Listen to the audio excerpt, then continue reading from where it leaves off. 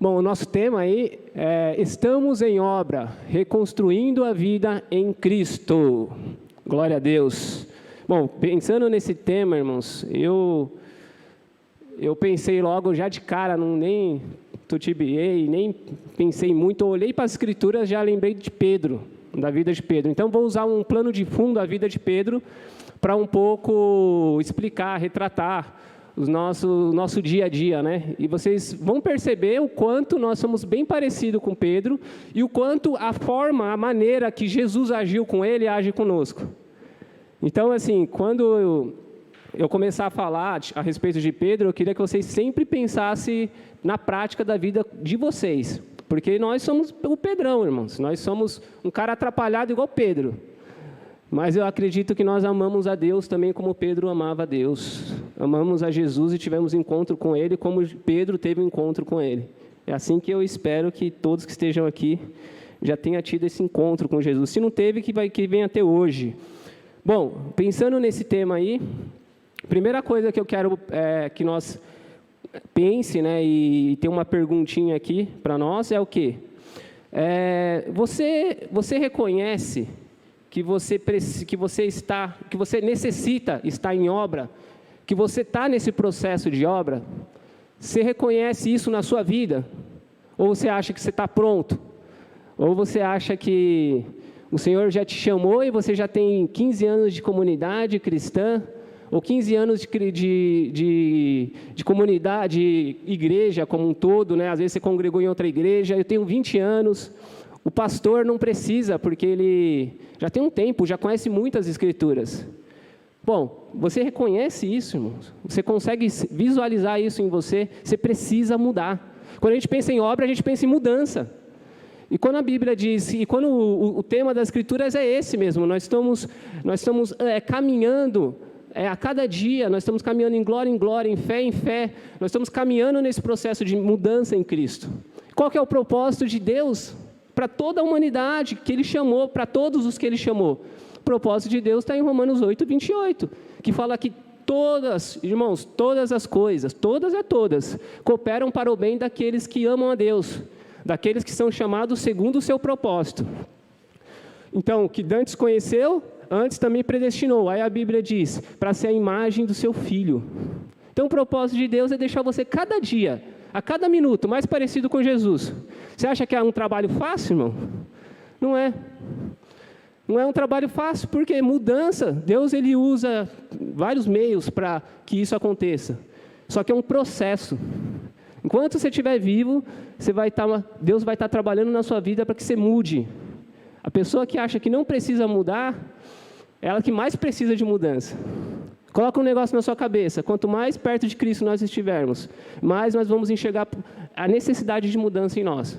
Quanto mais longe de Cristo nós estivermos, em termos de entendimento, quem é o Senhor, mais consciência de eu estou pronto.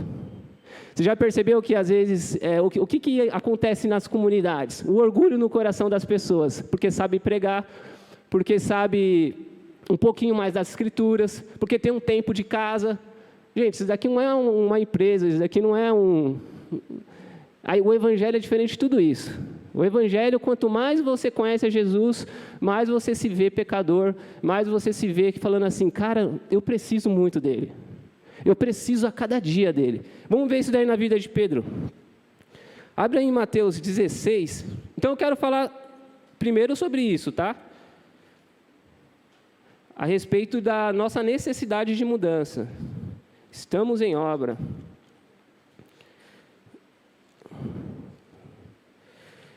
Mateus 16. Olha o que Pedro... Ele recebe a revelação do Senhor, gente. E aí, em seguida, olha o que Jesus vai dizer para ele. Mateus 16, a partir do versículo 13, está falando assim, E chegando Jesus à parte de Cesareia de Filipe, interrogou os seus discípulos, dizendo, quem dizem os homens ser o Filho do Homem? Eles disseram, uns João Batista, outros Elias, e outros Jeremias, e um dos profetas. Disse-lhe ele, E vós, quem dizeis que eu sou? Aí Pedrão toma a palavra e fala assim, ó. E Simão Pedro respondendo, disse, tu és o Cristo, o Filho do Deus vivo. E Jesus respondendo, disse-lhe, bem-aventurado és tu, Simão Barjonas, porque não revelou a carne e o sangue, mas meu Pai que estás no céu. Pois também eu te digo que tu és Pedro, e sobre esta pedra edificarei a minha igreja, e as portas do inferno não prevalecerão sobre ela. E eu te darei a chave do reino dos céus, e tudo que ligares na terra será ligado nos céus, e tudo que desligares da terra será desligado dos céus. Então mandou os seus discípulos que a ninguém dissessem que ele era o Cristo. Desde então começou Jesus a mostrar aos seus discípulos que convinha ir a Jerusalém e padecer muitas coisas dos anciões e dos principais, dos sacerdotes e dos escribas, a ser morto e ressuscitar ao terceiro dia. E Pedro, tomando-o de parte, começou a repreendê-lo, dizendo, Senhor, tem compaixão de ti, de modo nenhum te acontecerá isso. Pedro tinha esse costume de falar para o Senhor não. Gente, vocês já perceberam como você fala não ao Senhor? Se ele é Senhor, não existe não para ele. Existe sim para ele. O que ele fala, está falado. Só que Pedro fala, não, Senhor, de maneira nenhuma você vai padecer. Aí olha que Jesus fala para ele. Ele, porém, voltando-se, disse a Pedro, para trás de mim, Satanás, que me serve de escândalo, porque não compreende as coisas de Deus, mas as que são dos homens. Bom, primeiro Pedro tem uma revelação, a maior revelação do Evangelho, que Cristo é o Filho de Deus, é o Cristo que vem nos salvar.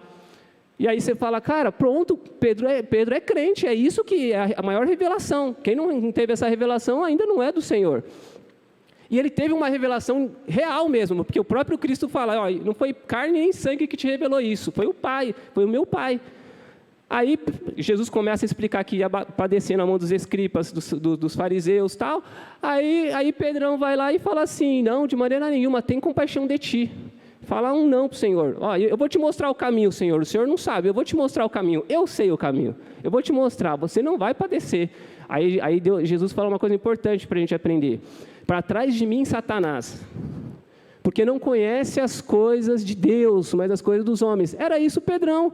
Pedrão tinha acabado de ter a revelação de quem era Cristo, só que ele conhecia muito de caminho de homens, irmãos, da lógica humana. O caminho de Deus, ele foi aprendendo a vida inteira dele.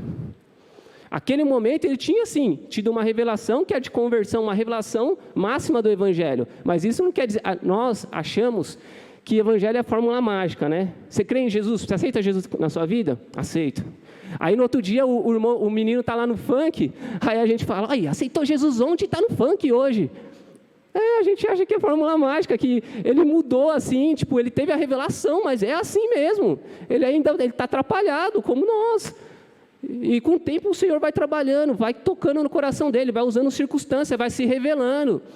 Então olha que interessante, né? Você percebe que Pedro ele era um cara parecido com a gente. Primeiro que ele é impulsivo, né? Ele sempre, você lembra que ele andou sobre as águas, né? Mas em seguida ele afundou e ele foi chamado de homem de pouca fé, né?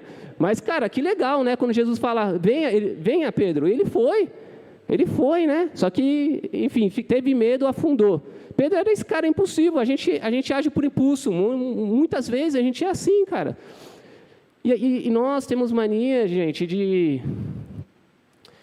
colocar o cristão como um cara santo, e é um santo porque ele é santificado no Senhor. Só que nós nos colocamos as pessoas em um patamar que Deus nunca colocou elas. Se você vê os meus defeitos, e se você já tem visto os meus defeitos, parabéns, esse é o Ailton. Glória a Deus por isso. Seja bem-vindo, sou eu. Ah, mas o Ailton prega. Sim, eu tenho melhorado. Mas ainda estou em processo, como vocês. Nós estamos em obra, irmãos. Pedrão estava em obra. Vamos ver mais aqui, ó. Lucas 22, eu vou abrir rapidinho. Como o Pedrão fala que ele pensa que ele está pronto, tá? A gente tem Lucas, mas a gente tem João também. Deixa eu ver qual que é o texto que eu vou querer ler.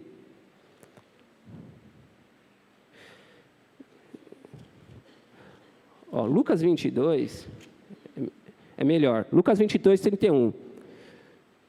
De novo, Jesus, ele dá um recado para Pedro, e Pedro se posiciona como que quem diz: eu estou pronto, Senhor. De novo, né?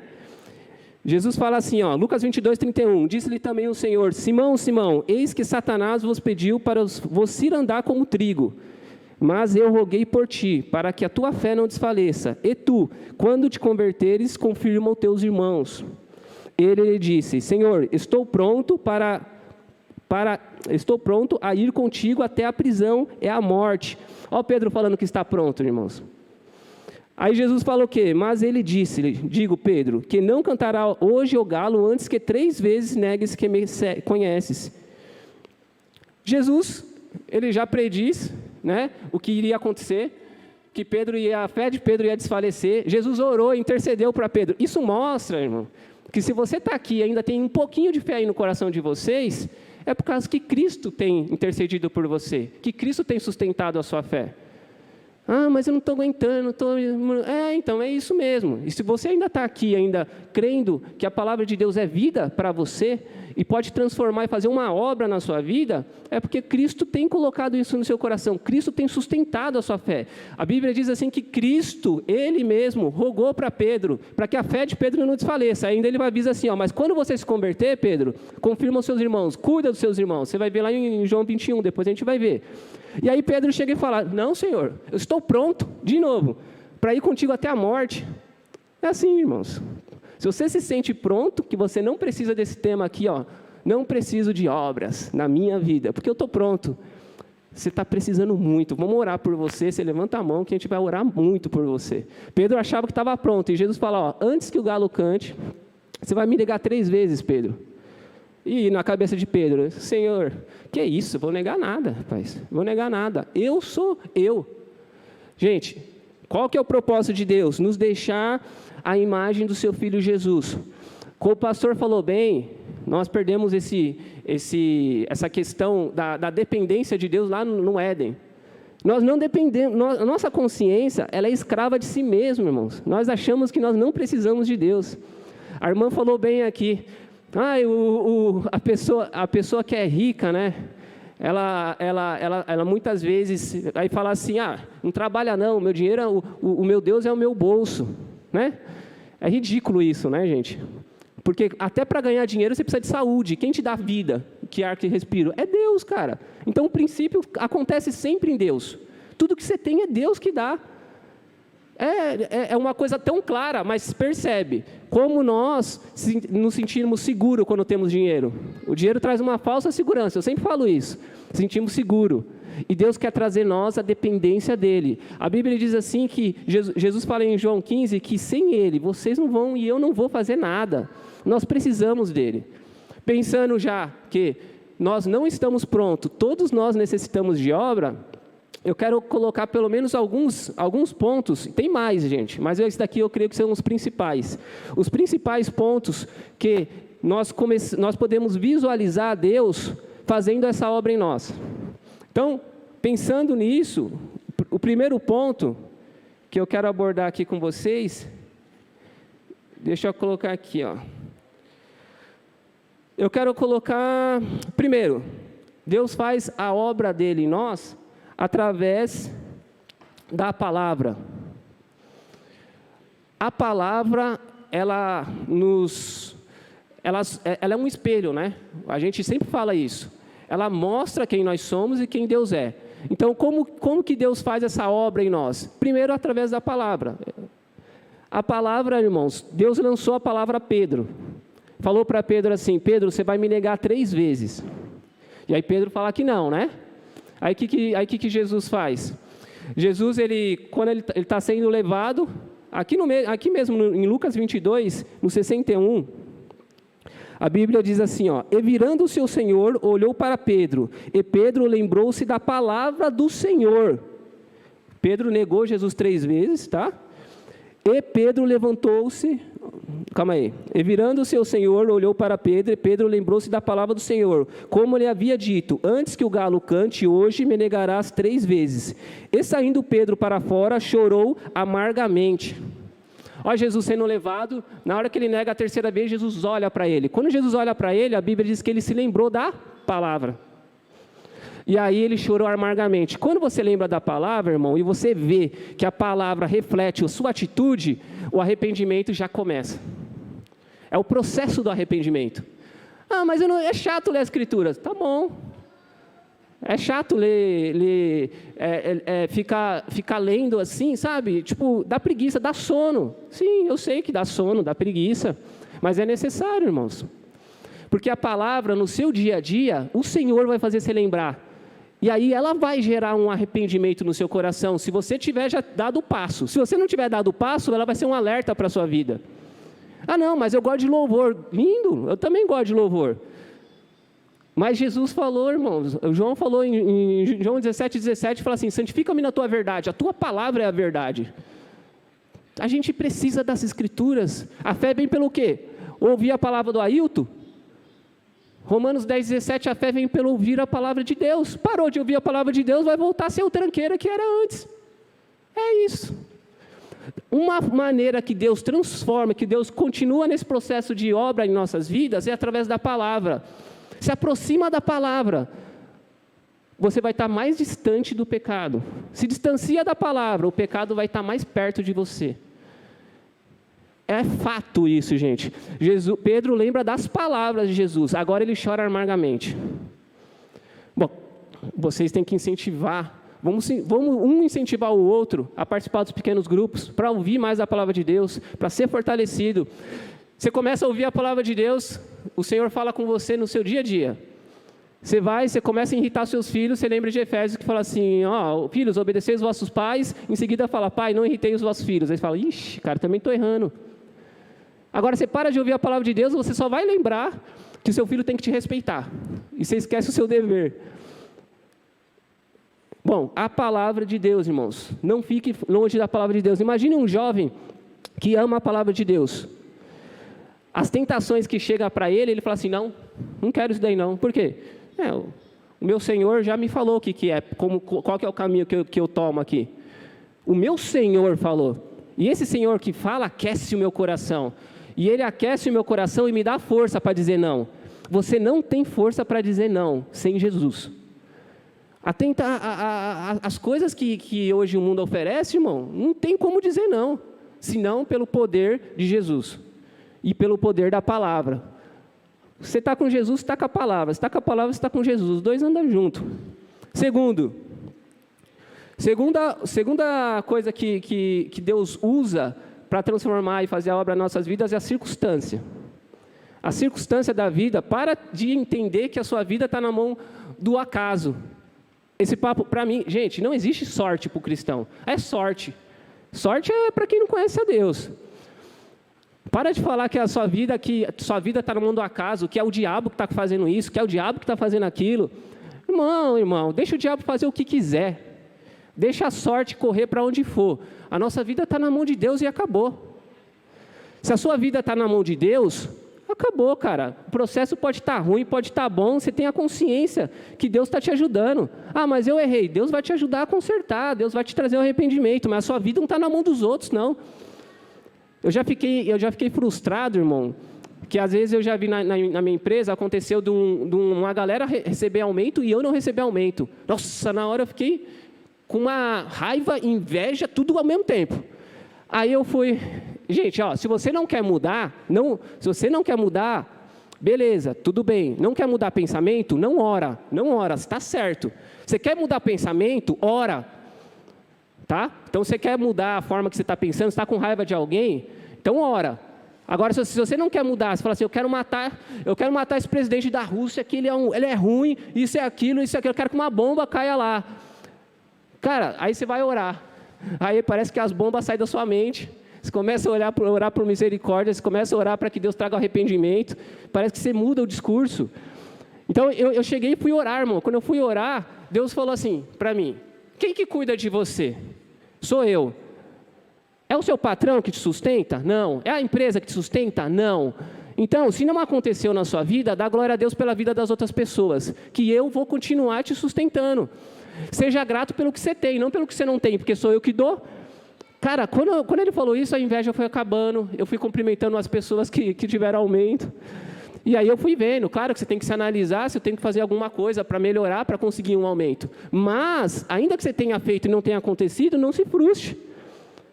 Porque quem é a empresa? Se Deus intervir, não vai acontecer? Vai acontecer. Então, cara, tenha consciência que quem depende de a vida não está na mão do acaso. O que aconteceu com Pedro aqui? Jesus usou a própria circunstância para trazer ele ao arrependimento. Quando o bicho pegou, Pedro ficou com muito medo, gente. Em Marcos 14:71, a Bíblia diz que Pedro, ele não só negou, ele braguejou, ele lançou palavras de maldição contra Cristo. Ele falou, eu não sei quais foram as palavras, mas ele falou assim, eu não conheço esse cara, esse cara é pim. Ele que andou 3 anos com Cristo, irmãos, ele lançou palavras de maldição. Então, Jesus ele usa essa própria circunstância para dar uma olhadinha para ele, para trazer ele ao arrependimento. A circunstância, gente, nos ajuda também a mostrar quem nós somos. O que a pandemia fez? A pandemia mostrou para a gente, cara, que não existe, mostrou principalmente para aqueles que se sentem poderosos, que estão no poder. Você vê a Ucrânia e a Rússia aí brigando por quê? Por que os países estão brigando? Sabe por que eles estão brigando? Porque eles não estão preocupados com as crianças, eles não estão preocupados com as mães que estão desesperadas para sair do país. Nem um presidente, nem o outro, nem os outros. Ninguém está. Eles estão preocupados com o poder, de mostrar quem manda. É isso. O ser humano se preocupa mais com o território do que com pessoas. O ser humano se preocupa mais com coisas do que com gente. É isso, gente. Então, a circunstância mostra quem nós somos. Está refletindo quem é o ser humano aí, ó. Essa guerra reflete quem é o ser humano. A bomba atingiu um orfanato, não interessa isso. Os cara passam na televisão o tempo todo a respeito de quem que vai vencer a guerra. Se a OTAN for para o lado da Ucrânia, pode dar a 3ª Guerra Mundial. E eles vão resistir. Que legal isso. Bacana, cara. Ninguém está falando quantas pessoas vão morrer. Ninguém. Eles ficam falando de poder, mano. Irmãos, isso daí é o reflexo da humanidade caída. É o reflexo da humanidade caída. Eu fico muito bravo com esse negócio. Porque, cara, quando você vê numa guerra crianças morrendo, mães desesperadas chorando, querendo sair do lugar, não sai. E aí você vê uns caras falando, vamos para a guerra, vamos defender, vamos isso, vamos aquilo. Rapaz, é isso, é o ser humano, o reflexo do ser humano. Só que Deus usa a circunstância para quê? Para mostrar para a gente quem nós somos. A Bíblia diz assim, Paulo fala assim, que as tribulações que ele vivia não era comparado à glória que ele há de receber. E ele fala assim, que nas tribulações ele aprende. A tribulação produz a paciência a experiência a esperança. E a esperança não traz confusão. Por que ele fala que a tribulação nós aprendemos? Pode ver, irmãos. Quando que o ser humano mais procura Deus? Quando que é? É quando o bicho pega. Porque quando está tudo bem, está tudo certo. Vim para a igreja é um shopping, a gente vem só passear. Quando o bicho pega na igreja, quando o bicho pega dentro de casa, com a nossa família, parece um câncer, parece um desemprego infernal na vida de todo mundo. Aí a gente corre para Deus, cara. A circunstância é uma maneira, por isso que todas as coisas cooperam para Deus pegar o seu coração, bater lá e falar assim, ó, sabe aquele namorado que a mãe, o tio, o pai, os irmãos, todo mundo aconselhou, cara, isso não vai dar certo. Aí o fulano vai em frente. Aí ela sofre, aí cai em arrependimento, aí volta e fala, nossa, eu devia ter feito diferente. A circunstância ensina. Às vezes você tem que deixar seu filho cair, para ele entender que você está falando não, que é para o bem dele. É assim que Deus faz, irmãos. Deus deixou a circunstância mostrar para Pedro que ele não estava pronto, que ele precisava de mudança. Pedro achava que não precisava desse tema aqui, ó. Pedro falou, eu não preciso de obras, eu estou já pronto. Então a circunstância mostrou para ele, você não está com nada, Pedro. Às vezes ele se sentia K10, às vezes ele se sentia com a camisa 0. É muito engraçado a vida de Pedro, irmãos. Às vezes ele sentia o camisa 10 do time de Jesus e às vezes ele sentia o camisa 0. Outra questão, então a primeira questão como que Deus faz a obra em nós? Através da palavra. Segundo, como que Deus faz? Através da circunstância. Terceiro, Deus faz através da oração. Atos 10. De novo a vida de Pedro. Gente, Jesus fala para Pedro que quando ele se converter, confirma os irmãos, certo? Lá em João 21, vocês lembram aquela história, que acho que já foi muito pregada, eu já preguei isso aqui, que Jesus chega na beira da praia, dá a cena lá, Pedro, os discípulos estavam no barco, não tinha pescado nada, Jesus manda jogar a rede para o lado direito do barco, eles jogam, pega muito peixe, ficam todos felizes, João tem o discernimento, olha e fala assim, ó, é o Senhor. Quando Pedro vê isso, ouve isso, Pedro se desespera, irmãos. Pedro amava Jesus. Ele era atrapalhado, mas ele amava Jesus. Ele se desespera. Ele não espera o barco chegar até a areia. Ele pula e ele vai na frente. Quando ele chega na beira da praia, irmãos, ele encontra um braseiro. Essa palavra braseiro só aparece em João 18:18 e João 21. Jesus ele fez um braseiro e já tinha preparado o jantar, irmão, ou o almoço. Jesus já tinha preparado ali. Só que quando Pedro se depara com o braseiro, foi no braseiro que ele negou a Jesus. Ele estava se esquentando quando ele negou a terceira vez Jesus. Lá em João 18:18 mostra isso. Jesus já começa a ter uma conversa com Pedro, e Jesus já tinha aparecido para os discípulos, inclusive para Pedro, mas Jesus precisava ter uma conversa particular com ele. E aí Jesus chama ele de canto e fala, tu me amas, Pedro? Tu me amas, Pedro? Aí ele fala, tu sabes que eu te amo. Pedro está falando agora, não como eu estou pronto para morrer por ti. Ele fala, tu sabes que eu te amo como amigo. Aí ele fala, tu me amas, Pedro? Tu sabes que eu te amo como amigo. Na terceira vez ele fala, tudo o Senhor sabe. Ele fala para Jesus. Gente, e aí a Bíblia diz assim que ele se lembrou. Ele se lembrou das vezes que ele negou Jesus. Ele negou Jesus 3 vezes, e 3 vezes Jesus faz a pergunta, tu me amas? Jesus ajusta a forma dele pensar a respeito do amor que ele tinha pelo Senhor. Jesus vai ajustando, e Jesus usa a circunstância.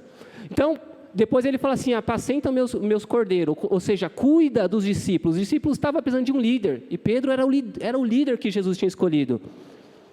Agora, você vai ver em Atos 2, a primeira pregação, depois do dia de Pentecoste, Pedro, o Espírito Santo desce, primeira pregação de Pedro, quantos discípulos, quantas pessoas se converteu? Vocês lembram? 3.000 pessoas, irmãos. 3.000 pessoas, cerca de 3.000 pessoas se converteram na primeira pregação. Aí você fala assim, cara, já pensou o Ailton pregar e 3.000 pessoas se converterem? Você vai falar assim, o Ailton é o cara, ele não precisa de obra não, cara. Esse cara abre a boca, sai fogo, as pessoas se rendem a Jesus, as pessoas choram.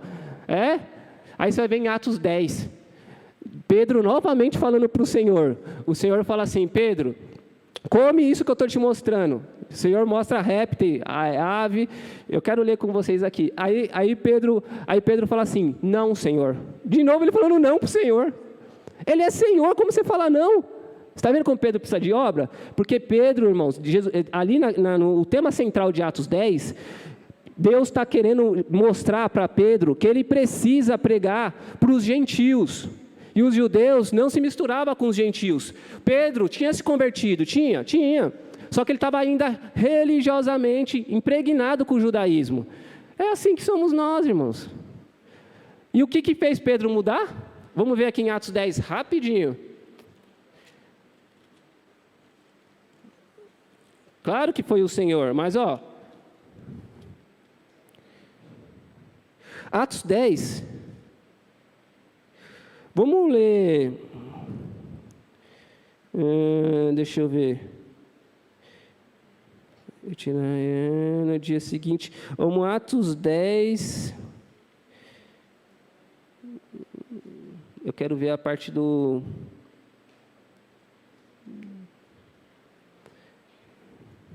vamos ler Atos 10, a partir do versículo 14. Pedro, ele tinha subido no terraço para orar. E quando ele começa a orar assim, no 13, vai. E foi-lhe dirigida uma voz, levanta-te, Pedro, mata e come. O Senhor tinha mostrado répteis, aves para ele, que isso era considerado como imundo para os judeus. Aí no 14 ele fala assim, mas Pedro disse, de modo nenhum, Senhor, porque nunca comi coisa alguma comum e imunda. E segunda vez lhe disse a voz: não faça tu comum o que o Deus purificou. E aconteceu isso por 3 vezes, e o vaso tornou-se a recolher. Bom, o que o Senhor fala? Ele fala: não, Senhor, eu não vou comer isso daí. Deus mostra para ele, ele foi orar, gente, Deus mostra para ele em visão, um vaso descendo como um lençol, e mostra répteis, e fala: come, Pedro. E ele fala: não, eu não vou comer. Eu não vou comer, nunca comi essas coisas imundas aí. Aí ele fala: não faça imundo aquilo que eu purifiquei. Olha o Senhor trabalhando para Pedro. E por que Deus mostrou essa visão para Pedro? Porque Deus ia mostrar para Pedro que o Cornélio, ele não era imundo, ele era um cara que Deus tinha chamado, e Deus estava querendo que Pedro pregasse para ele. Por isso que eu falei para vocês, irmãos, você está em obra, e uma maneira com que Deus, ele vai realizando a obra na sua vida, é quando você vai orar. Você vai orar, você vai melhorando. Ora que você melhora. E ora, e o que é oração? Agora vamos a outro ponto, né?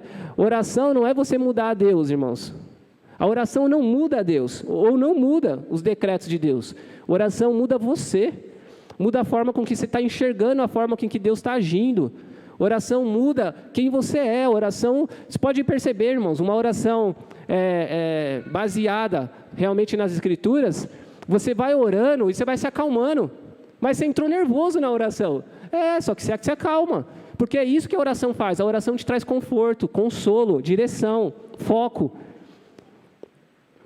Quando você brigar com alguém, ora para você ver como que as coisas vão mudando, a forma de você pensar, a forma de você agir. Você fala: pô, eu ia agir agora de uma forma de matar aquela pessoa. Só que aí você começa a pensar, aí você começa a orar, aí você fala: putz, se você não quiser pedir perdão para ninguém, você nem ora, porque não tem jeito. Se você brigou, irmão, você vai orar, Deus vai falar para você pedir perdão. E na oração Ele fala com a gente, Ele vai fazendo obra nos nossos corações, cara. O problema nosso, que nós queremos seguir Jesus, aquém da circunstância, falar: a circunstância não tem nada a ver com Deus. A gente acha que Deus não usa a circunstância também para moldar o nosso ser. A gente quer seguir Jesus sem a palavra e sem a oração. E Jesus, irmãos, Ele é muito paciente. Olha como Ele foi paciente com Pedro. Ele vai pegar você, Ele vai pegar eu. E a circunstância vai fazer você orar. Eu espero que não seja a circunstância que faça você orar, mas a circunstância pode fazer você orar. Se você é crente, irmãos, Ele vai conversar com você, Ele vai querer que você converse com Ele. A Bíblia diz que em tudo as vossas petições sejam conhecidas diante de Deus, pelas orações e súplicas com ações de graça. Em tudo. A gente tem que orar, a gente tem que falar com Ele. Fala com Ele o tempo todo, te reserva um tempo para falar com Ele. Quando você fala com Ele, você está reconstruindo a sua mente em Cristo. A nossa mente está sendo reconstruída em Cristo. E por último, eu queria falar aqui que Deus fala conosco através do amor expressado na cruz. Irmãos, o amor expressado na cruz é o foco central do Evangelho. Hoje vocês ouvem muitas pregações sobre vários temas, e pouco sobre cruz. A cruz é o ápice do amor de Deus por você, do amor de Deus por nós. O significado da cruz traz em nós uma obra grandiosa em nossos corações, irmãos. Traz em nós uma mudança de perspectiva de vida muito... Irmãos, presta atenção. A cruz, ela foi mencionada... O Filho de Deus foi ser mencionado em Gênesis 3,15, quando o Adão e a Eva pecam, e o próprio Deus fala assim, olha, dando um juízo para Satanás, olha, vai nascer um, e esse que vai nascer, ele vai vir da semente da mulher, e ele vai pisar na sua cabeça. Então, em Gênesis já está falando desse que vai nascer. E antes de tudo ser criado, irmãos, antes de Deus falar haja luz, Ele disse, haja cruz. A Bíblia diz que o Cordeiro foi morto antes da fundação do mundo. O plano de Deus de redenção estava na cruz. Quando Cristo morre, houve trevas. O véu do templo se rasgou de cima a baixo. O ressignificado da cruz. Pedro, na caminhada com Jesus, ele foi amadurecendo. E a intimidade com Jesus foi crescendo no coração dele. Agora, irmão, você vai ver o livro que ele escreve, ele começa a falar de graça. E é isso que ele recebeu. Ele recebeu do Senhor graça o tempo todo. Ele se sentia já excluído dos 10. E o Senhor foi na beira da praia de encontro a ele para dizer: eu conto com você, você é meu, cara. Imagine, gente, se alguém nos decepciona, um amigo nosso nos decepciona, como que funciona isso daí? Só para vocês verem que ninguém aqui está pronto. Um amigo nosso nos decepciona, a primeira coisa que nós fazemos, nos afastamos dele. Porque o cara nos decepcionou, o cara não atendeu nossas expectativas. Você entende que as nossas amizades é negócio? Não é amizade, não é amor em Deus. O ideal era nós não nos afastarmos dele. Jesus não se afastou de Pedro, não. Jesus foi de encontro a ele. Falou: cara, você me negou, braguejou contra mim, amaldiçoou, mas eu te amo. O amor de Deus, irmãos, é uma via só. Não é uma via de duas mãos. Eu te dou e você me dá. Não é uma via de duas mãos, é uma via só. Essa via não depende do outro, depende da forma com que você enxerga Deus, porque é um amor que você está liberando dele para a pessoa. Então, nossas amizades se tornam um negócio, porque logo nós queremos ser amigos de quem atende a nossa expectativa. Quando a pessoa não atende a nossa expectativa, o que a gente faz? Nós nos afastamos, certo? Então, é uma moeda de troca, é um negócio. O ideal era: esse cara me decepcionou, cara, mas eu vou ficar perto dele, perdoar ele e amar ele. Só assim que eu vou ajudar ele nesses erros que ele tem. Mas você percebe que na comunidade você tem grupinho, na sociedade você tem grupinho. Por que existem grupinhos? Por que existem grupinhos? Que tem pessoas que nós temos mais afinidades. E essas pessoas que têm mais afinidades, elas atendem nossas expectativas. Então, nós precisamos fazer negócios, e esses negócios é feito em grupinhos. Ou seja, esses grupinhos atendem a nossa expectativa e nós estamos naquele processo de negócio. Você me ama e eu te amo. Você faz e eu faço. Você fala bem de mim, eu falo bem de você. Aí Jesus fala: só que não. Fala bem daquele que fala mal de você. Ore para aqueles que vos perseguem. Olha, estenda as mãos, irmãos. Empreste para aquele que te pede. Vai ler Mateus 5 no Sermão do Monte. É o contrário de tudo que a gente faz. É o contrário, irmão.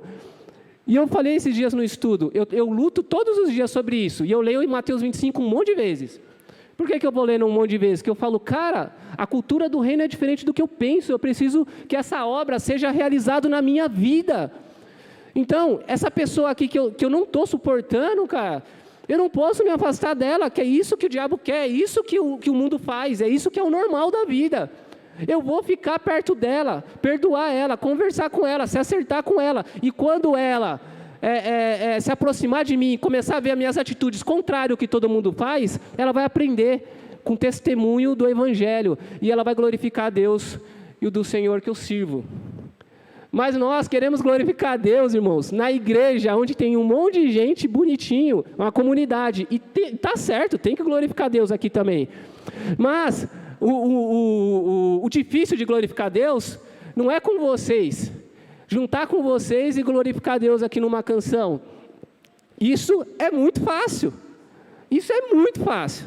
O difícil glorificar a Deus é quando nós nos juntamos com pessoas como Pedro. Jesus se juntou com pessoas como Pedro, que negou, que braguejou, que falou dele, que negou ele na frente de todo mundo, que falou: eu não te conheço. É um cara que ele estendeu as mãos, um cara que ele fez andar sobre as águas, um cara que teve a revelação maior sobre ele, que Deus deu para ele, um cara que ele andou o tempo todo, um cara que ele chamou para orar, um cara que estava no monte da transfiguração, um cara que estava no monte da transfiguração e novamente falou, foi impossível, falou uma besteira.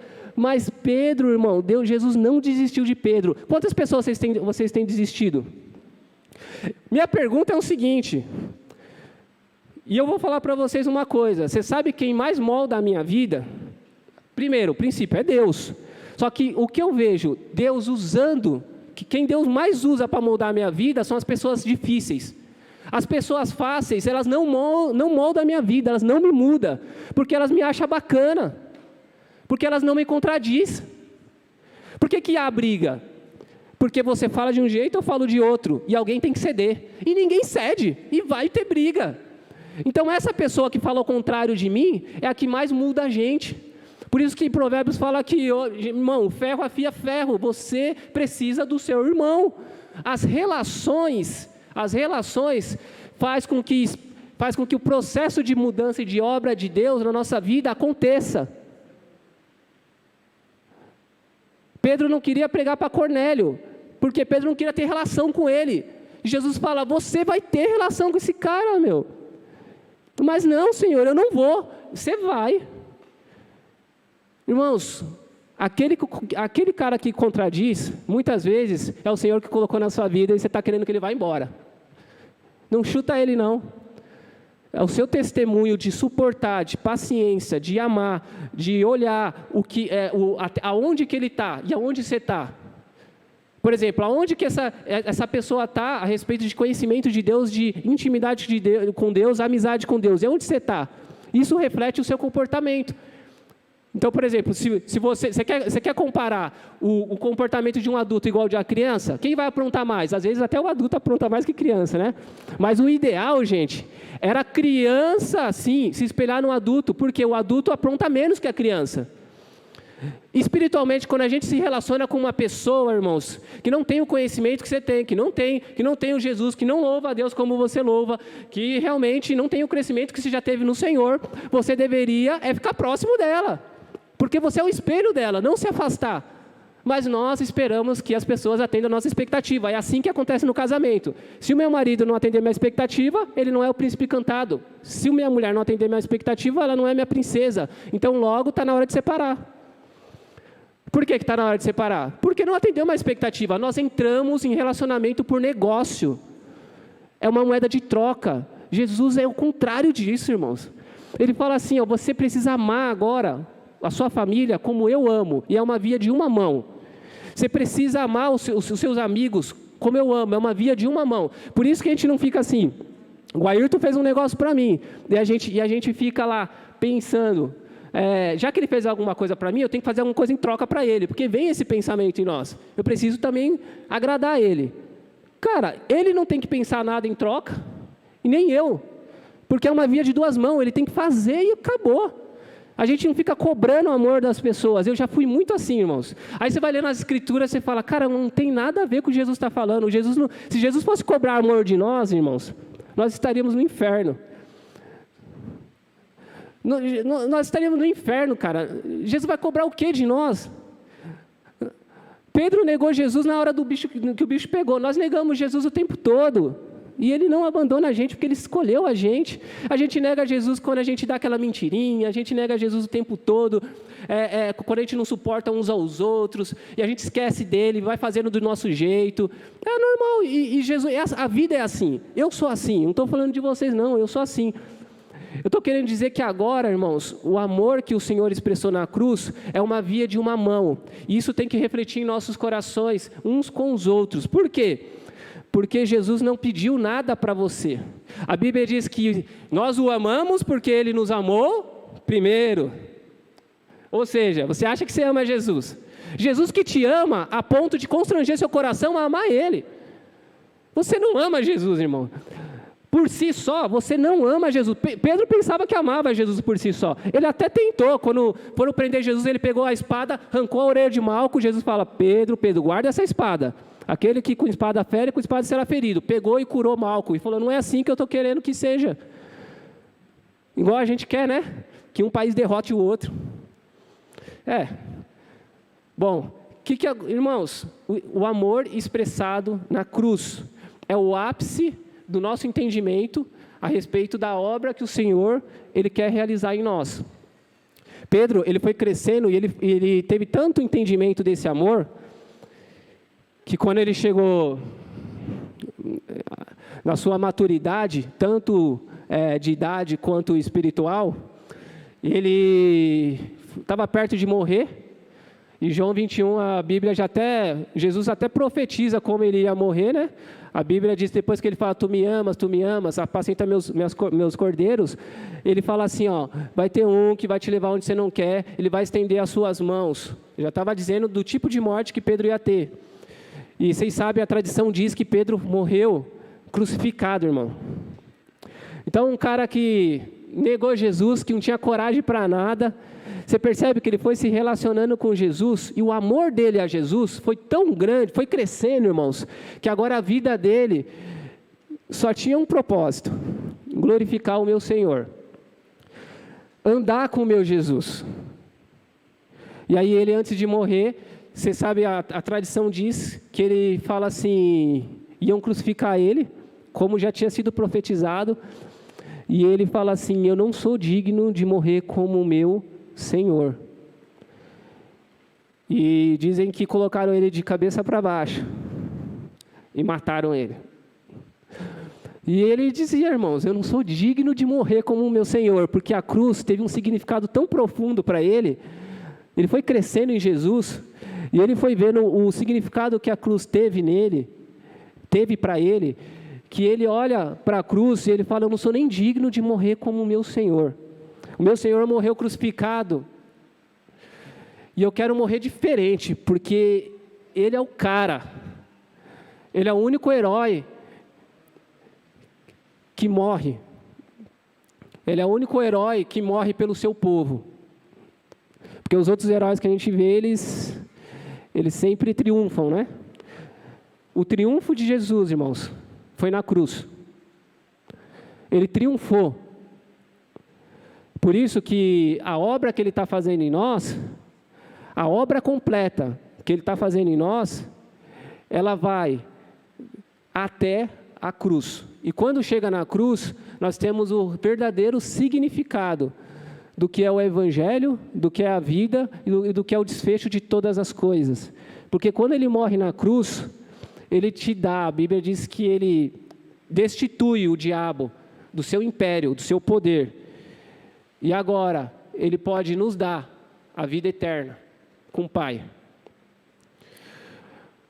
Nós temos tantas diferenças uns com os outros, irmãos, e tantas besteiras.